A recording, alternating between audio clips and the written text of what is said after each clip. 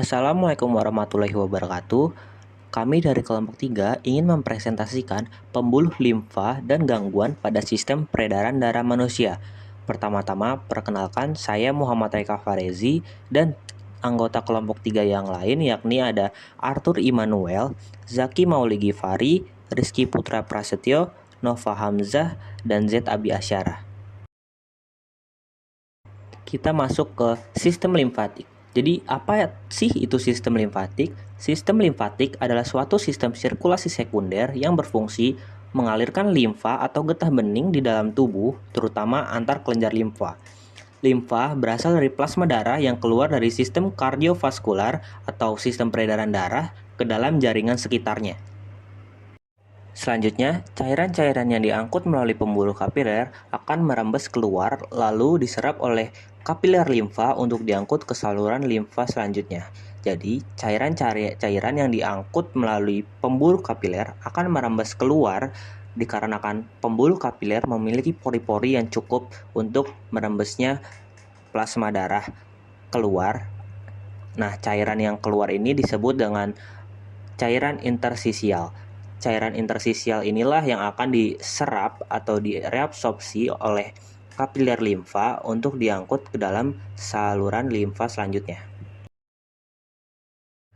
Selanjutnya, cairan intersisial akan berganti nama menjadi cairan limfatik ketika sudah masuk ke dalam pembuluh limfa. Cairan limfatik kemudian akan diangkut pembuluh limfa ke nodus limfe untuk dibersihkan dari bakteri, virus, dan patogen berbahaya bagi tubuh sebelum bergabung kembali ke aliran darah. Ada dua jalur saluran utama limfa. Yang pertama ada ductus lymphaticus sinistra atau kiri. Pembuluh ini mengangkut limfa yang berasal dari bagian tubuh sebelah kiri seperti kepala kiri, leher kiri, dada sebelah kiri bagian perut, anggota gerak bawah, dan alat-alat dalam rongga perut. Pembuluh limfe dada juga merupakan tempat bermuaranya pembuluh kil atau pembuluh lemak, yaitu pembuluh yang mengumpulkan asam lemak yang diserap dari usus. Lemak inilah yang akan menyebabkan cairan limfe berwarna kuning keputih-putihan. Yang kedua, ductus lymphaticus dextra atau bagian kanan. Pembuluh ini mengangkut limfa yang berasal dari bagian tubuh sebelah kanan seperti kepala kanan, leher kanan, lengan kanan, dan dada sebelah kanan, kemudian mengalirkannya menuju pembuluh darah vena di daerah percabangan antara vena subclava kanan dan vena jugularis kanan di bagian tulang clavikula.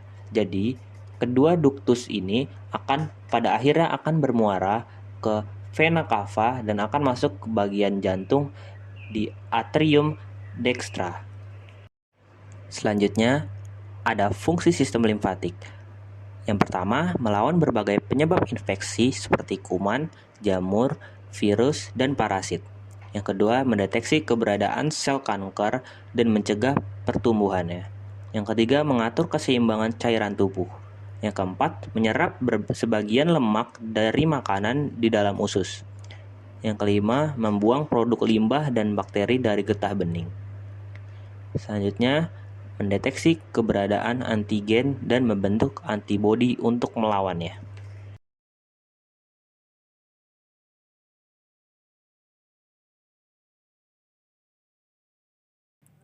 Hipertensi atau tekanan darah tinggi adalah gangguan pada sistem peredaran darah yang sering kali terjadi. Kondisi ini lebih sering muncul tanpa adanya gejala. Dan jika gejala ini muncul, biasanya ditandai dengan sakit kepala, mimisan, dan sesak nafas.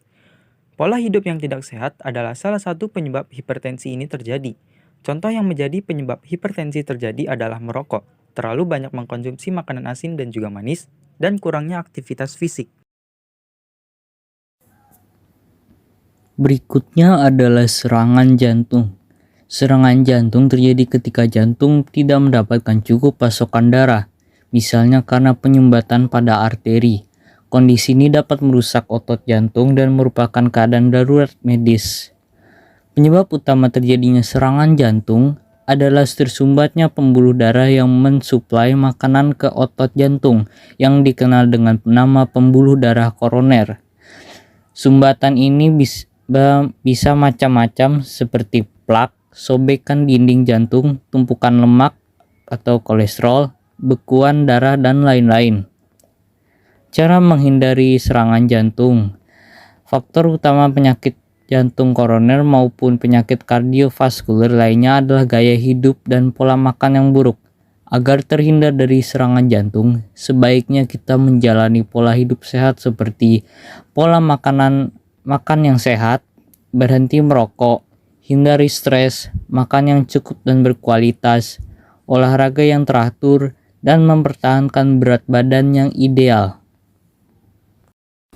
Stroke. Stroke di sini adalah kondisi yang terjadi ketika pasokan darah ke otak mengalami gangguan atau berkurang akibat penyumbatan. Di sini bisa disebut juga dengan stroke iskemik atau juga pecahnya pembuluh darah atau juga stroke hemoragik. Tanpa pasokan darah, otak tidak akan mendapatkan asupan oksigen dan nutrisi, sehingga sel-sel pada sebagian area otak akan mati.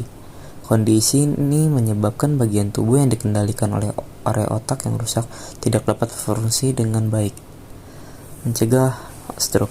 Pencegahan stroke di sini ada 5. Yang pertama itu olahraga secara teratur seperti aerobik minimal 3 kali seminggu. Yang kedua itu meningkatkan konsumsi sayur dan buah. Yang ketiga itu hindari asap rokok.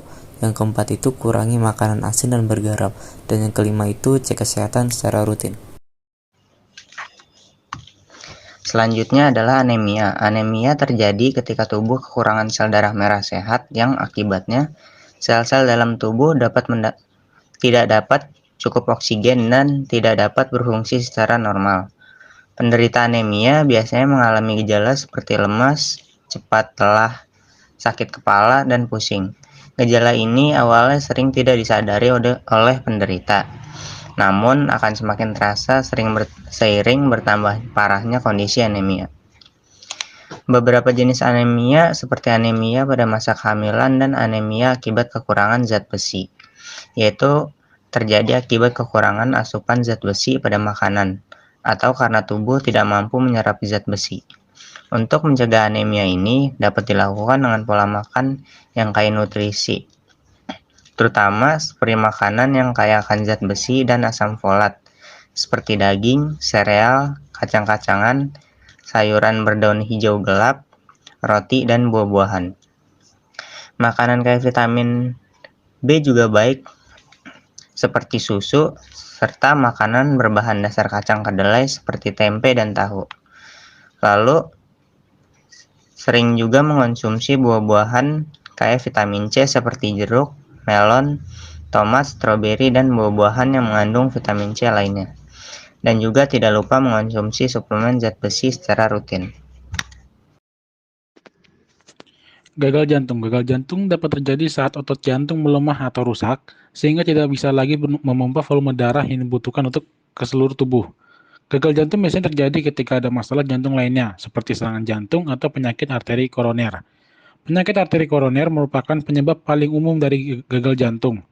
Penyakit ini dihasilkan dari penumpukan timbunan lemak di arteri yang mengurangi aliran darah dan dapat menyebabkan serangan jantung. Nah, kita juga dapat mencegah gagal jantung, seperti mengonsumsi makanan sehat yang cukup, yang mengandung zat besi, serta menghindari asupan garam yang berlebihan. Selain dari makanan seperti bayam, zat besi juga didapatkan dari suplemen seperti menjaga berat badan, berhenti merokok, membatasi konsumsi minuman keras, berolahraga yang teratur, menjaga kadar kolesterol dan tekanan darah pada batas sehat. Sekian presentasi dari kelompok kami. Untuk kurang dan lebihnya mohon dimaafkan. Wassalamualaikum warahmatullahi wabarakatuh.